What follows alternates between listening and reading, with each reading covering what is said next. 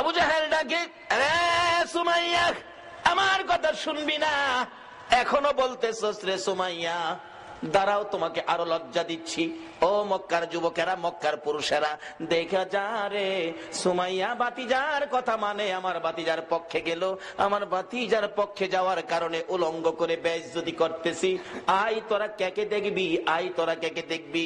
সুমাইয়া ডাকতেছে, মাবুদ গো, আবু জাহেল আমারে উলঙ্গ করে মক্কার মানুষ ডাকতেছে আমারে দেখার জন্য, কিন্তু তুমি আল্লাহকে একবারও ডাক দিল না।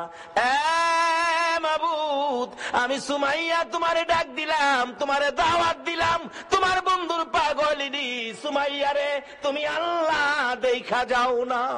আমার আল্লাহ বলেন, সুমাইয়া রে আমি তোর দাওয়াত কবুল করলাম রে, আমি তোরে দেখতে আসবো। আবু জাহেল কয়, আল্লাহরে দাওয়াত দাও দেখার জন্য, ভালো করে তোমারে দেখাইতেছি। ঘরের ভিতরে যাইয়া নিষ্ঠুর পাষাণ আবু জাহেল বল্লম নিয়ে বেরিয়ে আসছে। উলঙ্গ অবস্থায় তলপেটের নিচে বল্লম দিয়ে এত জোরে আঘাত করলো, সুমাইয়া চিত হয়ে জমিনে পড়ে জিহ্বাটা বাহির করে দিল। গলা কাটা মুরগির মতো লাফাইয়া লাফাইয়া ডাকে, মাবুদ জীবন দিলাম গো, দেখা গেলা না। একবারে চোখগুলি যেন উল্টাইয়া যাইতেছে। আমার আল্লাহ ডাকে, জিবরাইল রে, আমার বন্ধুর পাগলিনী সুমাইয়া আমার দাওয়াত করছে রে, আমি দেখতে যাব রে। জিবরাইল, আমি কেমনে রে খালি হাতে যাব? আমার জান্নাতুল ফেরদাউসটা উঠাইয়া দে, আমার জান্নাতুল ফেরদাউস সুমাইয়ারে দান করে দিলাম। এই ব্যবসার রাস্তাটা তো আমার নবী কোরআনের মাধ্যমে এই রাস্তাগুলো আমাদেরকে দেখাইয়া দিয়ে গেছে। বাবারা ভাইয়েরা, আসুন এই রোজগারগুলি আমরা করি, আর এই নবীর কথা মানলেই এই রাস্তাগুলি আমরা পাবো। বলুন, এই নবীর কথাগুলো, এই রাস্তা পাওয়ার জন্য এই নবীর কথাগুলো মানা আমাদের দরকার আছে কিনা? কেন মানবেন না? আমার নবীর জীবনী খুলুন, এই কথাগুলো লইয়া নবী কত কষ্ট করেছে। উহুদের জমিনে যেদিন আমার নবীকে মারতে মারতে দুইটা দান মুবারক শহীদ, রক্ত মুবারক, জামা কাপড় লাল লাল হয়ে গেছে।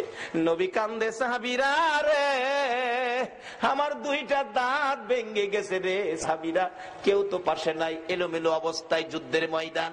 এমনি সময় পিছন থেকে এসে শত্রুরা নবীর চারিদিক ঘেরাও করে ফেলেছে। নবী বলেন, যেদিকে তাকাই শুধু শত্রু, বন্ধু কাউরে দেখি না। ডান দিকে তাকাইলে বাম দিক থেকে মারে, বাম দিকে তাকাইলে ডান দিক থেকে মারে। এইভাবে মারতে মারতে মাথার লোহার টুপি টুকরা টুকরা করে জমিনে ফেলে দিল। লম্বা লম্বা দুইটা লোহার টুপির অংশ মাথার দুই পাশে এত গভীরে ঢুকে গেল। আমি নবী টানি খোলার জন্য লোহার অংশ খুলে না রে, মন কয় কলিজা খুইলা যাবে। আমার নবী ব্যথায় ব্যথিত হইয়া মাথা চক্কর খাইয়া উহুদের জমিনে পড়ে গেলে, তারপরেও নবীজিকে মারতে ছিল দুনিয়া থেকে বিদায় করে দেওয়ার জন্য। এমনি সময় হযরতে জিবরাইল এইভাবে দুইটা হাত বাড়াইয়া আমার আপনার নবীকে কুলে উঠাইছে, তাদের সামনে থেকে টান দিয়ে সরাইয়া নিয়ে আসছে। উহুদ পাহাড়ের মাঝামাঝি, নিচ থেকে দেখা যায় না এমন একটা জায়গায় নিয়ে জিবরাইল নবীরে কুলে লইয়া ডাকতেছে, ও উহুদের পাথর, উহুদের পাহাড় রে, দেখ যেই নবী না হইলে তোরা হইতে না, আমি হইতাম না, কুল কায়নাত হইতো না। এই নবীরে মারতে মারতে কি অবস্থা করেছে, নবী বেহুশ, জ্ঞান ফিরে না। একটু বিছানার ব্যবস্থা করে দে, আল্লাহর বন্ধুকে শোয়াইয়া রাখি। জিবরাইল বলেন, এই বলে ডাক দেওয়ার সঙ্গে সঙ্গে দেখি লম্বা একটা পাথর ফাইটা তুলার মতো নরম বিছানা হইয়া যায়। জিবরাইল এই বিছানার মধ্যে আমার আপনার নবীকে শোয়াইয়া মাথার পাশে বসে আছে, নবীজির জ্ঞান ফিরে না। অনেকক্ষণ পর নবীজি দুইটা চোখ খুলছে, ডান দিকে মাথা ফিরাইছে, বাম দিকে ফিরাইছে। জিবরাইল ডাকে, হুজুর আমি জিবরাইল আপনার মাথার পাশে। আমার নবী কান্দে, জিবরাইল আমার সাহাবীরা কই রে, আমার অবস্থা রে, আমার সাহাবীরা কই, আমার মন মানে না। জিবরাইল বলেন, ইয়া রাসূলুল্লাহ আপনার দান মোবারক শহীদ, মাথার লোহার টুপি ভেঙ্গে টুকরা ভিতরে, বেহুশ ছিলেন, উপরে নিয়ে আসলাম, সাহাবীদের খবর পরে নিবেন। হুজুর আমি জিবরাইল আপনার ব্যথার রিপোর্ট গুলো আল্লাহর দরবারে পৌঁছে দেওয়ার জন্য আমি অপেক্ষায় আছি। হুজুর বলুন দাঁত ভাঙ্গা ব্যথাগুলো কেমন লাগে, আমি আল্লাহর কাছে পৌঁছাবো। হুজুর বলুন মাথা ভাঙ্গা ব্যথা কেমন লাগে, আমি আল্লাহর কাছে পৌঁছাবো। আমার নবী কান্দে, জিবরাইল দাঁত ভাঙ্গা ব্যথা কেমন জিগাইলি, মাথা ভাঙ্গা ব্যথা কেমন জিগাইলি, আমার গুনাহগার উম্মতের ব্যথা কেমন রে জিগাইলি না। জিবরাইল শুনো, দাঁত ভাঙ্গা ব্যথা মাথা ভাঙ্গা ব্যথার চাইতে রে আমার গুনাহগার উম্মতের ব্যথা বেশি। যেই নবী এত ব্যথায় ব্যতীত হওয়ার পরেও নিজের ব্যথা গোপন করে উম্মতের ব্যথা প্রকাশ করে, বলুন এই নবীর কথাগুলো মানা আমাদের দরকার আছে কিনা? মানলে জান্নাতি, না মানলে দুজকি। মানলে আবু বকর, না মানলে আবু জাহেল। সোজা আওয়াজ। মানলে আবু বকর, না মানলে আবু জাহেল। আপনারা কি আবু বকর হবেন না আবু জাহেল হবেন? আবু বকর হইতে পারলে লাভ হবে না লস হবে? কিন্তু আবু বকর হইতে পারলে নবীর কথা মাইন্না হবেন না না মাইন্না? হায় হায়, নবীজির কথা আবু বকর কিভাবে যে মানতেন, অক্ষরে অক্ষরে মানতেন। আপনারা জানেন, এটা পুরাণ কাহিনী। নবীজি হিজরত করবেন 6 মাস আগে বলছে, 6 মাস পরে ডাক দিয়া দেহে আবু বকর রেডি। আবু বকর তুমি ঘুমাও নাই? হুজুর 6 মাস আগে যে বলছিলেন তার থেকে 6 মাস পর্যন্ত একটা রাত্রেও আমি বিছানায় পিঠ লাগাই না। কিভাবে মানছে? আর আমরা সুদ ছাড়তে পারলাম না, ঘুষ ছাড়তে পারলাম না, মিথ্যা কথা ছাড়তে পারলাম না, মা বাবার সাথে বেঈমানি পারলাম না ছাড়তে, পারলাম না ক্ষেতের লাইল কাটা বন্ধ করতে, পারলাম না চুরি করা বন্ধ করতে, পারলাম না মানুষের সাথে ভালো ব্যবহার দেখাইতে। আল্লাহ বলছে নবীর কথা মানতেন। নবীর কথা মানলে আবু বকর, আপনারা কি সেই নবীর কথা মানতে রাজি আছেন? নবীজির পক্ষ থেকে 2টা চিঠি আপনাদের কাছে আমি রাখতে চাই, 2টা চিঠি নবীর পক্ষ থেকে। আচ্ছা বলুন, নবীর চিঠির দাম আসেনি? বাবা যুবক রে, আজকাল তো দিনে সমাজে দেখছি বন্ধুর সিডি আইলে বন্ধুর সিডি ফাইলে হ্যাঁ রাত্রে দিনে 4 বার ফেরা পড়ে বন্ধুর সিডি, আর বান্ধবী ফাটাইলে তো হ্যাঁ দরজা বন্ধ কেরা পড়ে। কিন্তু নবী যে এত কষ্ট করে কতগুলো চিঠি আমাদেরকে দিয়ে গেলেন, একদিন তো নবীর সিডিটা কইলা বললেন না। 2টা চিঠি আপনাদের সামনে রাখলাম। একটা হলো কাফাবিল মাউতি ওয়াইজান, উম্মতেরা রে সবচেয়ে একটা ওয়াজ তোমাদের জন্য যথেষ্ট হবে, তোমার মৌতের কথাটা তুমি স্মরণ রাখো। যা কিছু জুড়াইছো, সই সম্পদ, টাকা পয়সা, কোটি কোটি টাকার মালিক, বাগান ভর্তি, বিল্ডিং ভর্তি, মার্কেট বানাইছো, বহুত কিছু উম্মত, কিন্তু তুমি যে মরে যাইবা এই খবর কি তোমার আছে? মইরা দেখো তোমার কিছু নাই, তোমার কিচ্ছু নাই।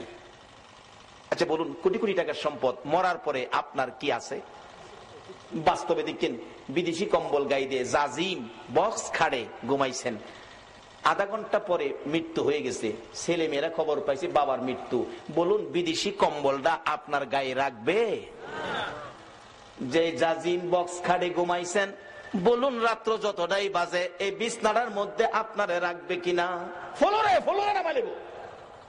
সকাল হইবার আগে বারিন্দায় নিব, 10টা বাজবার আগে গোসলখানায় নিব, গোসল করাইয়া সাদা কাপড় পরাইয়া মসজিদের কোনার চারিপায়া খাটে শুয়াইয়া উঠানের মধ্যে রাখবো। বলুন, সাদা কাফন পরে এই খাটের মধ্যে শুয়ার পরে এই জগতে আপনার আর কি আছে? বাবারে, নবী বলছে একটা যথেষ্ট, মৃত্যুর কথাটা স্মরণ রাখো। কি রোজগার করে কি জমাইছো, একদিন ময়রা দেখো না তোমার কি আছে, ময়রা দেখো। ফুলাফান অনেক সময় কইলা, হুজুর ময়রা আবার দেহুম কেমনে? ময়রা কেমনে দেখবেন? আসলে একটা ঘটনা, এটা কোরআন হাদিস না, বাস্তব থেকে বলছি, আপনাদের কষ্ট হইতাছে? বাস্তব একটা ঘটনা। এক বেচারা কোটি কোটি টাকার মালিক, বড় লোক, অনেক কিছু, হ্যাঁ বাড়ির সামনে বসে বসে খালি গর্ব করে, আমার মতো এই এলাকায় কার কি আছে, আমার মতো কার কি আছে, আমার যা আছে গ্রামে কার কি আছে। এটা ভাই ছিল মৌলবী ছোট ভাই, পিছাদা গিয়া কই, ভাই সাহেব খালি কোন কার কি আছে আপনার মতো? আমি হিসাব করে দেখছি আপনার কিচ্ছু নাই। বড় ভাই তোরে মৌলবী বানাইলাম না, একটা ব্যাক কল বানাইলাম। আরে আমি যে আসনরাত বসি বিকালে, এই আসনরাত কয়েক গ্রাম জুড়ে আছে। আমার পুকুরে যে মাছ আছে, এই মাছের পয়সা সারা গ্রামের আছে। বাড়িঘর তো রাজকীয় পরিবেশ, কি কস তুই? মৌলবীকে আমার ব্যাককল কইলেন। আচ্ছা, সুযোগ পাইলে বুঝামু, আমি ব্যাককল না, আপনি ব্যাককল। গত 14 বৈশাখে একটা ঘটনা গেছিল, জমিতে ধান বাইরে ছিল, ভিতরে চাউল নাই। এটা কি বাউনি আইসিন? সারা বাংলাদেশে ছিল এরকম, কোন কোন জমিতে ধান বাইরেছে ঠিক, ভিতরে চাউল নাই। কিন্তু এই বেচার তো অনেক জমি জমা। মৌলবীকে, ভাই সাহেব আপনার অনেক জমি, ধান বলে বাইরেছে, ভিতরে চাউল নাই, একটু দেহুন দরকার না? হুনতাছি তো, গিয়া দেখে ঠিক হই, ধান আছে চাইল নাই। ভাই সাহেব এই জমির তো কোনো দাম নাই, জমি আছে ভিতরে কিচ্ছু নাই, তাই এটাতে কি করবেন? ঠিকই কইছো। অহন মৌলবীকে কিছুটা সাইজে আইছে। ভাই সাহেব আমি ব্যাককল একটা কথা কইলে শুনবেন কি? শুনলে কমু কও। আপনি ক্ষেতের আইলো শুয়ে যাইবেন, আমি সাদা একটা চাদর দা আপনারে গুইরা কাছে বইয়া কান্দুম, আমার বড় বাইরে সাপে কেটে মাইরা লিছে, কিন্তু আমি না কোয়া পর্যন্ত আপনি উঠতারতেন না। কি হইব কইরা পরে বুঝছেন। যা তুই কইছস ছোট ভাই মৌলবী, দেখি কি হয়। চাদর দা ঘুরছে, সাদা চাদর দিয়া কান্তাছে মৌলবী কাছে বইয়া। মৌলবী কান্তাছে কাছে বইয়া, মৌলবী কি মিছা কথা কইব? আমার বাইরে সাপে কেটে লাইছি গো, বাইরে বাইরে লাইছে। লোকজন দৌড়াদৌড়ি করে, হায় হায় হায়, লোকটা কোটি কোটি টাকার মালিক ছিল, আজকা খেতে আইলো বেরো লইছে। আরেকজনে খালি খেতে আইলো না, ও আজকা তো কবরও যাইবো একবারে খালি হাত, কিচ্ছু নি তার তো না। যে এই খালি কথাটাই কয়, কবরে যাইবো খালি হাত। আচ্ছা এই ভদ্রলোক সব শুনতাছেনি? বাবারে মরার আগে ময়রা দেখো এই দেশে কি তোমার আছে। হগলে একটা কথাই কয়, কবরে যাইবো খালি হাত। ছেলেরা ঢাকায় থাকে, বড় বড় অফিসার, গাড়ি লিয়া বাড়িতে বাবার মৃত্যুর খবর যায় কান্নাকাটি। চাচা আপনি কইছিলেন আমার বাবারে সাপে কাটছে? বাবারে আমি তো সাথেই ছিলাম। কে চাচা কে বাবা? সাপে কি হেটা চিনে? যারে সুযোগ পা হেরেই মারে। আমি ধরতাম না, মাইরা লাইতাম সাপেরে। চাচা দেহি বাবার মুখের কাপড়টা সরান একটু দেখি। মৌলবী মনে মনে কয়, দেখলে তো দরদ ফিরে মুগা। বাবা হুনো দেখবা যে, আবার নিয়ে আবেগের ঠেলা নেই, বাবার শরীরে হাত দাও। শোনো সাপের কাটা রুগী, যে হাত দিব তার শরীরে বিষ ঢুকবো। চাচা তাই নাকি? তাইলে টাইটকে রাখেন। ছেলে বাবার শরীরে হাত দিতে রাজি না। আচ্ছা বলুন বাবা এই সবগুলি হুনতাছেনি? তখন কিছুটা বুঝে আইছে মৌলবী যে কইছি না আমার কিচ্ছু নাই, হেডাই যেমন নাই। বাবারে এত ওয়াজ লাগে না, বৈরব থেকে মৌলবী আনুন লাগতো না, একটা ভাই একটা ফুতারে মৌলবী বানাইলেন, এটা তো করতেন না। তাইলে ঘরে ঘরে হেদায়েত ঢুকবে, ওয়াজের দরকার পড়বে না। একটা ফুতারে নাইতে একটা ভাইয়েরে মৌলবী বানাইলেন, এটা করতেন না, মৌলবী বানাইতেন না। কি করে দেখেন মৌলবী বাইকে হেদায়েতের পথে নিত। পোলারা কানতেছে, মায়া কানতেছে, বিবি বাচ্চা সবাই কানতেছে। আরেক মুরব্বী আয় কই, মৌলবী সাহেব সাপে কাটছে। জি চাচা। বাবারে সাপে কাটা রুগী সহজে মরে না, সহজে মরে না। এদিকে আজকের মাহফিলের মাননীয় সভাপতি সাহেব আলহাজ নুরুল ইসলাম সিরাজি সাহেব আছেন। এরকম রুগী আসে তো, সাপে কাটা রুগী সহজে মরে না, বিষ নামাই তাহলে ভালোই যাবো গা। এই মৌলবী কয় বিষ থাকলে নে নামাইতো। সিস্টেম তো করছি, বাইরে হেদায়েতের পথ দেখাইতাম। কথা চাচা আমি নিজেই যাই কবিরাজের কাছে, কবিরাজ সাপ মরছে না। বাই খালি আমার কি নাই, আমার মতো কার কি আছে, বাইরে বুঝাইতাম বাইরে যে কিচ্ছু নাই। নবী এই অজডই এই সিরিজেই তো আমরা দিয়া গেছে, কাফা বিল মাউতি ওয়াইজান, একটা ওয়াজ যথেষ্ট। মৃত্যুর কথাটা স্মরণ রাখো, মৃত্যুটাকে কাছে রাখো। কবিরাজ সাহেব 2-3 ফু দিয়া কইবেন এই বিষ এমনি নামান যাইতো না, একটা সিস্টেম করবেন। ও মৌলবী ফরাই আনছে, মৌলবী বলে ব্যাককল। মৌলবীও কয় ভাই কইছে কি করবো বড় ভাই, দেখি সিস্টেমে ফালাই আনি বাইরে বুঝাইতারি। 2-3 ফু দিয়া কইবেন এই বিষ নামান যাইতো না, একটা সিস্টেম করবেন আপনি। কবিরাজ সাহেব কি সিস্টেম? এইভাবে এইভাবে এইভাবে এইভাবে করবেন। মৌলবী ফরাই আনছে, কবিরাজ 2-3 ফু দিয়া কয় হাই হাই কত সাপ দেখছি, এই সাপ আর দেখছি না, এটা নামানের বিষ না। পোলারা ধরছে, বাবা আমার বাবারে ভালো করেন, কোটি কোটি টাকার সম্পদ, কি করবো আমরা সম্পদ দিয়ে, ভালো করেন। কবিরাজ কইতেছে, বাবারে সম্পদ দিয়ে কি মৃত মানুষ ভালো করা যায়? তবে একটা সিস্টেম, ওই যে মৌলবী ফরাই আনছে। কি? বড় ছেলেকে কই, বড় ছেলে তো চাচা আমি, তুমি একটু তোমার বাবার পায়ের কাছে খাড়াও, আমি মাথার থেকে বিষ যাইরা আস্তে আস্তে পায়ে দানিয়া বাইর করবো, এই বিষ তোমার শরীরে গিয়ে উঠবো, তুমি মইরা যাইবা, তোমার বাবা ভালো যাব।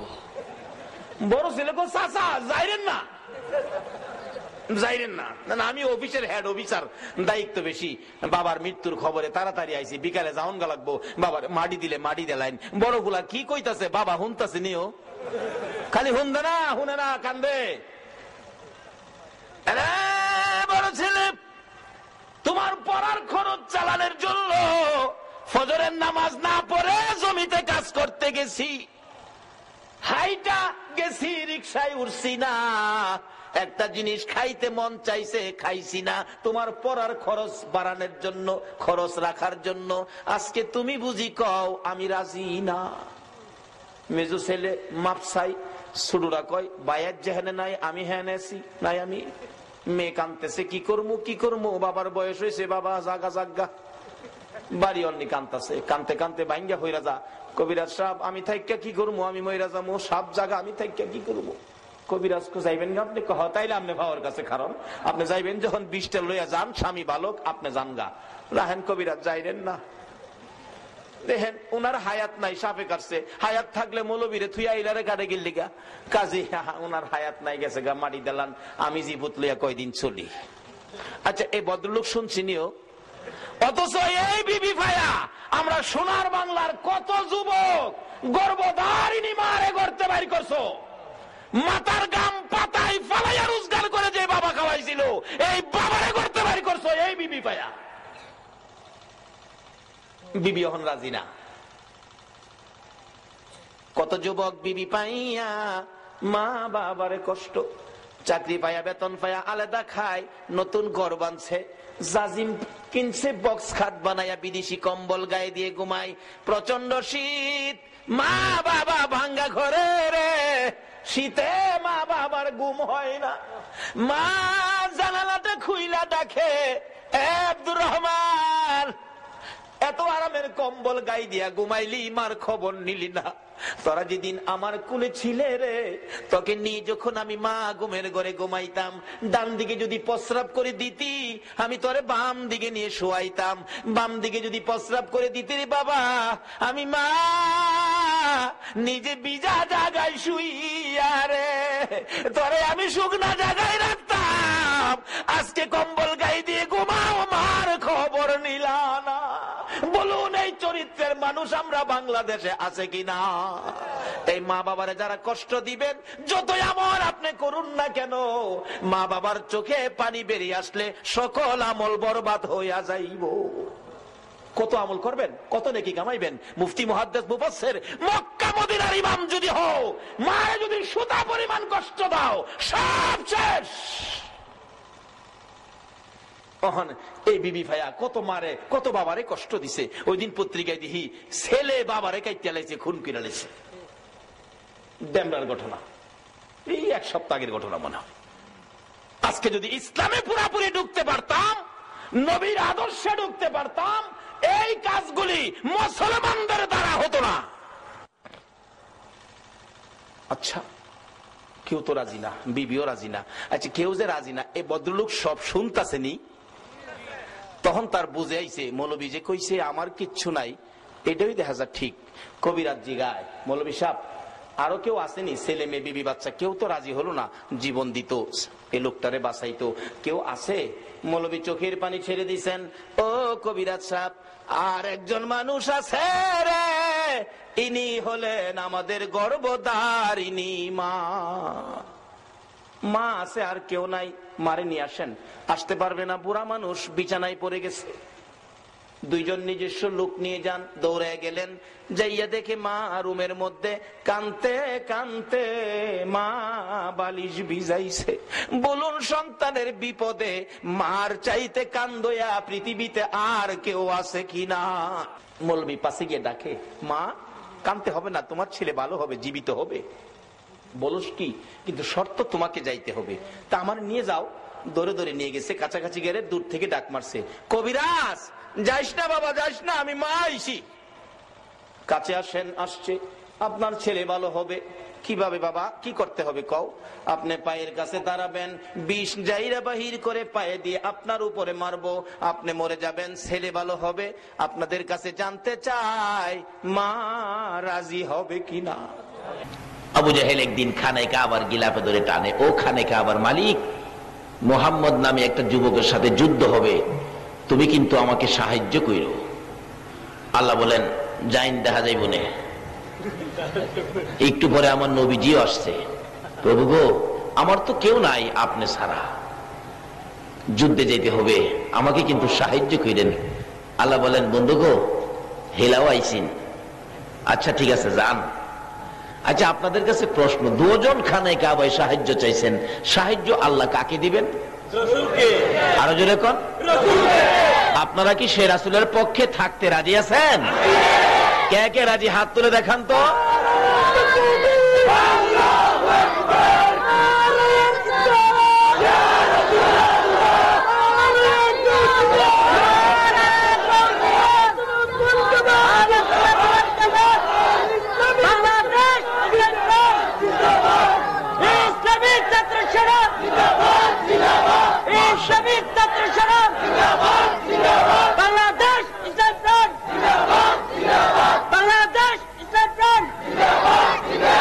বাবারা ভাইয়েরা, আল্লাহকে রাজি করার একটাই পথ, সেটা হলো রাসূলের পক্ষে যাওয়া। কারণ এখানে বুঝার আছে, এক নবীর জন্য যদি এত কিছু করতে পারে তাহলে এখানে কিছু বুঝার আছে। তাই বলছিলাম এখন আল্লাহ সাহায্য কাকে দেবেন, কিভাবে দেবেন? এই তো দেখেন আবু জেহেল যুদ্ধের ময়দানে নামতেছে, আমার নবীও যাইতেছে, পিছনে ইবলিস তার চেলাপেলা নিয়ে আবু জেহেলের পক্ষে। আবু জেহেল চিন্তা করো না, আমার লক্ষ লক্ষ চেলাপেলা আছে, সব তোমার সাথে যাবে, তোমার পক্ষে কাজ করবে। আমার আল্লাহ কয় ও জিবরাইল, আরে আবু জেহেলের পক্ষে ইবলিস নামছে, তোমরা যাও না। বলুন তো ফেরেশতারা কার পক্ষে আসতেছে? আরে এই নবী ওই তো আমরার নবী। যদি আমরা এই নবীর পক্ষে যাইতে পারি তাহলে আল্লাহ থাকবে আমাদের পক্ষে। আল্লাহ বলেন জিবরাইল তুমি কিছু ফেরেশতা পাঠাও। ফেরেশতা পাঠাইলেন রাসূলের পক্ষে, আকাশ থেকে তরবারি নিয়ে নিয়ে নামতেছে জমিনে। কিন্তু আবু জেহেল তো আর দেখে না, দেখছে ইবলিস।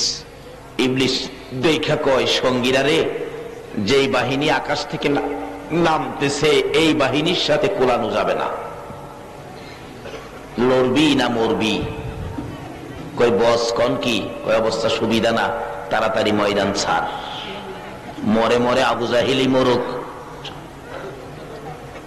বলুন আকাশ থেকে কোন বাহিনী নামতেছে? তরবারি নিয়ে ফেরেশতা নামতেছে। অহন বিজ্ঞানের যুগ, যুবকেরা বলবে হুজুর এখন কি তরবারি দিয়ে কিছু করা যাবে? ফেরেশতা আইলেই বা কি হবে?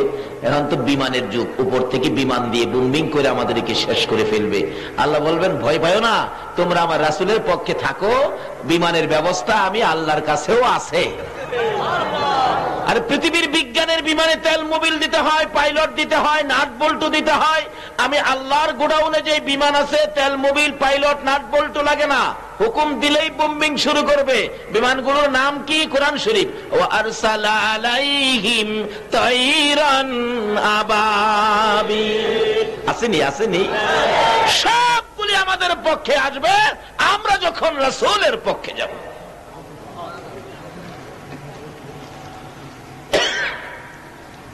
রাসূলের পক্ষে যাওয়া আমাদের দরকার আসেনি? কেন যাবেন না?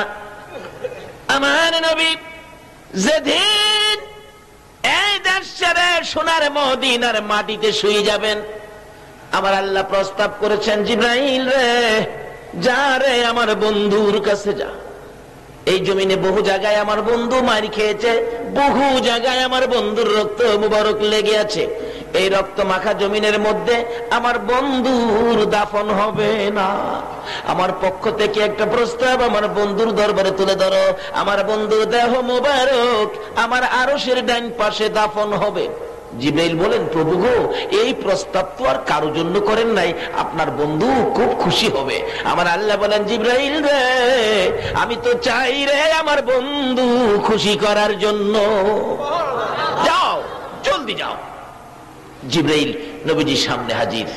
ইয়া রাসূলুল্লাহ, আল্লাহর সালাম গ্রহণ করুন, আমি জিবরাইলের সালাম গ্রহণ করুন। আল্লাহর নবী গো, সুন্দর প্রস্তাব, যেটা কোন নবী রাসূলের জন্য হয় নাই, আপনার জন্য হয়েছে। কি প্রস্তাব? হুজুর, আপনার দেহ মুবারক আল্লাহর আরশের ডাইন পাশে দাফন হবে, আপনি কবুল করুন, খুশি হন। আমার নবী খুশি হয় না, কোনো কথাও নবী কয় না, দুইটা চোখের পানি এতিম নবী জোর জোর করে ছেড়ে দিছে। জিবরাইল বলেন, ইয়া রাসূলুল্লাহ, এত সুন্দর প্রস্তাব, চোখের পানি ছেড়ে দিলেন, খুশি হলেন না, কথাও বললেন না, ব্যাপারটা কি জানতে চাই? আমার নবী বলেন, জিবরাইল রে, আমার দাফন হবে আল্লাহর আরশের ডান পাশে, আমি জানতে চাই রে জিবরাইল, আমার গুনাহগার উম্মতের দাফন কই হবে? জিবরাইল বলেন, ইয়া রাসূলুল্লাহ, আপনার উম্মতের দাফন এই জমিনের মধ্যে হবে। আমার নবীর কান্না আরো বেড়ে গেছে। জিবরাইল, না না, এই প্রস্তাব আমি রাখতে পারবো না, আমার উম্মতেরা এই জমিনে থাকবে, আমি নবী আরশে পড়ে থাকবো, আমি কেমনে থাকবো রে আমার উম্মত ফালাইয়া? আমার পক্ষ থেকে একটা প্রস্তাব আমার প্রভুর দরবারে তুলে ধরো, আমার গুনাহগার উম্মতেরা যদি এই জমিনে থাকে, আমি নবী আরশে যাব না, আমি আমার উম্মতের পাশে এই জমিনে শুয়ে থাকবো। জিবরাইল বলেন, ইয়া রাসূলুল্লাহ, উম্মত ফালাইয়া আরশে যাবেন না, উম্মতের সাথে এই জমিনে থাকবেন? আমি উম্মত ছেড়ে যেতে পারবো না। আল্লাহর নবী গো, উম্মতের জন্য এত মায়া, এখানে থাকবেন? কি হবে? আমার নবী ওয়াজ করেন, জিবরাইল, তুমি কি দেখো নাই দুনিয়ার জমিনে বাচ্চা লইয়া মুরুখ যখন ঘোরাফেরা করে, একটু বিপদ দেখা দিলে মা মুরুখটা দুইটা পাখা বাড়াইয়া দেয়, বাচ্চাগুলো পাখার নিচে আসলে মুরুখটা বাচ্চাগুলো বুকে লইয়া অতি শান্তিতে বসে থাকে। জিবরাইল, আমি নবী মদিনায় শুয়ে থাকবো রে, আমার উম্মতের বিপদ যদি দেখা দেয় রে, আমি নবী দুইটা হাত এইভাবে বাড়াইয়া দিব, আমার তামাম পৃথিবীর উম্মত গুলো দুই হাতের মধ্যে লইয়া রে, আমি নবী সুখী শান্তিতে শুয়ে থাকবো। আর এই উম্মতের কান্ডার গো নবী, রহমতের বান্দার, বলুন, উম্মতের কান্ডার গো নবী, নবী বিনে রোজ হাসরে কে করিবে পার, নবী বিনে রোজ হাসরে উম্মতের কান্ডার গো নবী, রহমতের বান্দার, উম্মতের কান্ডার গো নবী,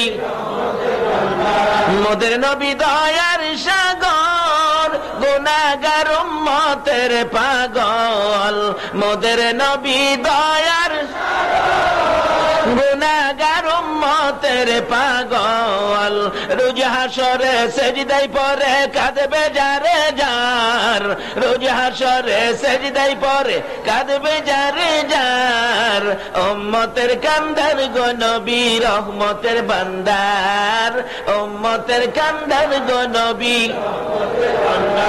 যাইয়া দেখো মদিনাতে কান্দে নবী রওজা পাকে, যাইয়া দেখো মদিনাতে কান্দে নবী রওজা পাকে, মাফ করিয়ে দাও গো খোদা উম্মত গুনাহগার, মাফ করিয়ে দাও গো খোদা উম্মত গুনাহগার, উম্মতের কান্দার গো নবী, রহমতের বান্দার, উম্মতের কান্দার গো নবী, নবী বিনে রোজ হাসরে কে করিবে পার, নবী বিনে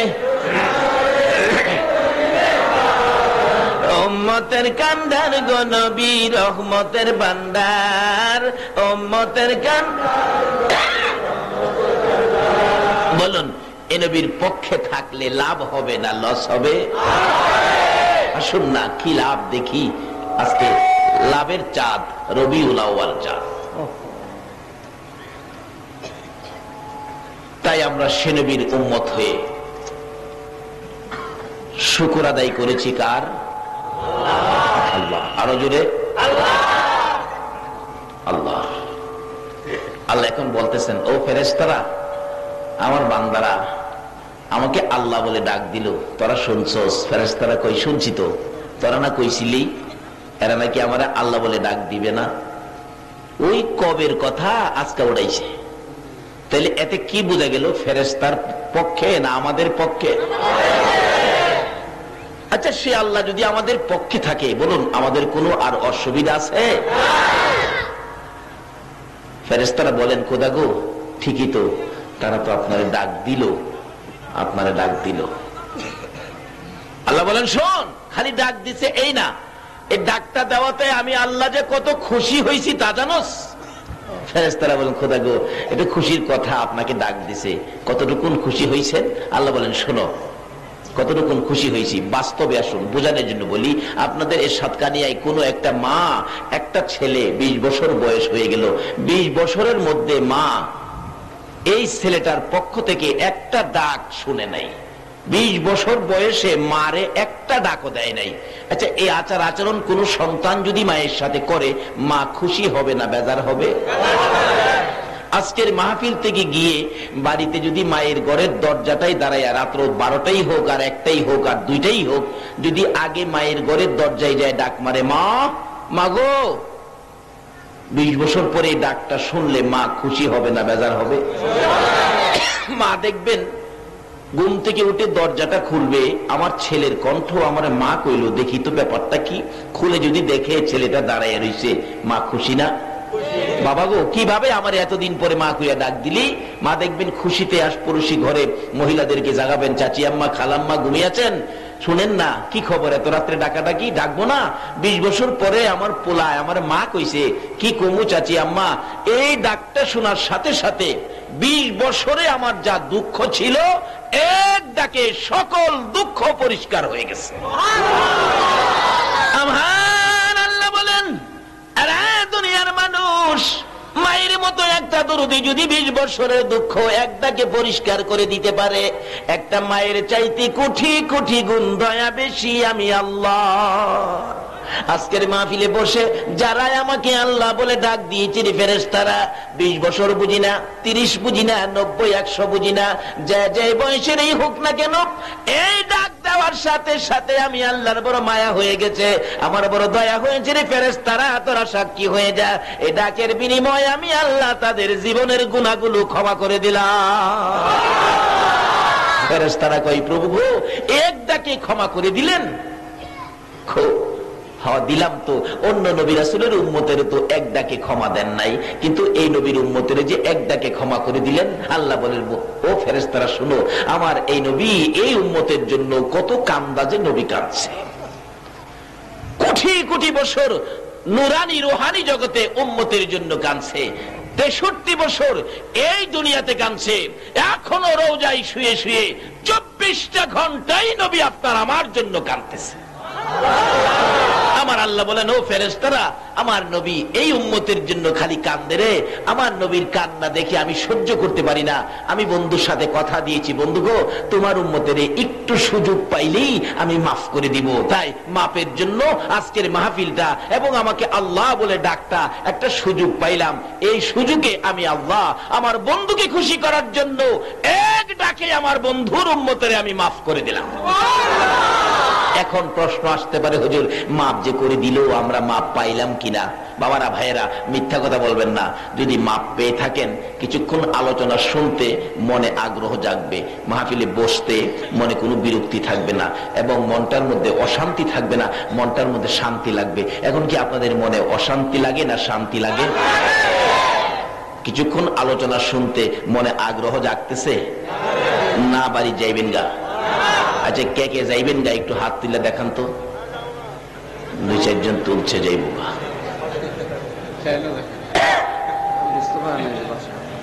কিছু লোক হাত তুলছে, যাইব গা।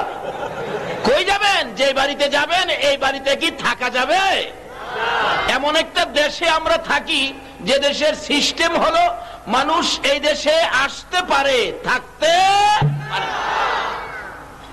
এদেশের নিয়ম হইল মানুষ আসতে পারবে, থাকতে পারবে না। কোটি কোটি টাকার মালিক হতে পারবেন, যাওয়ার সময় 10টা পয়সা নিতে পারবেন না, একবারে খালি হাতে যাইতে হবে।